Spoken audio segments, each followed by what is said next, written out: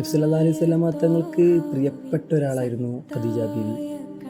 ഒരിക്കൽ മുശ്രിക്കീങ്ങൾ പ്രവാചകനെ കളിയാക്കിക്കൊണ്ടിരിക്കുകയാണ്. മുഹമ്മദ് ദരിദ്രനാണ് എന്ന് പറഞ്ഞിട്ട് റസൂലിനെ കളിയാക്കിക്കൊണ്ടിരിക്കുന്ന സമയത്ത് ഖദീജ ബീവി കയറി വന്നിട്ട് പറയുന്നുണ്ട്, എൻ്റെ കോടാനുകോടി സ്വത്തിന് അവകാശി മുഹമ്മദാണ്, മുഹമ്മദ് ദരിദ്രനല്ല ധനികനാണ് എന്ന് പറഞ്ഞ് റസൂലിനെ സംരക്ഷിക്കുന്ന രംഗമുണ്ട്.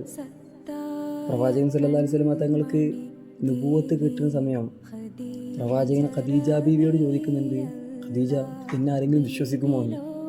തോളോട് ചേർത്ത് പിടിച്ചിട്ട് ഖദീജ ബീവി റസൂലിനെ കുറിച്ചൊരു ആത്മവിശ്വാസമുണ്ട്, ഒരു ആത്മധൈര്യം ഉണ്ടായിരുന്നു.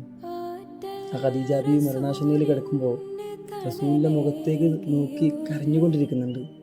റസൂൽ ഖദീജ ബീവിയോട് ചോദിക്കുന്നുണ്ട്, അല്ല ഖദീജ നീ എന്തിനാണ് കരയുന്നത് എന്ന് സങ്കടത്തോട് ചോദിക്കുന്നുണ്ട്.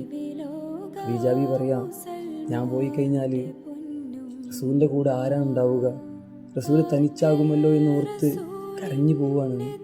അത്രയ്ക്കും സ്നേഹനിധികളായിരുന്നു ഖദീജ ബീവിയും പ്രവാചകൻ സല്ലല്ലാഹു അലൈഹി വസല്ലമ തങ്ങളും.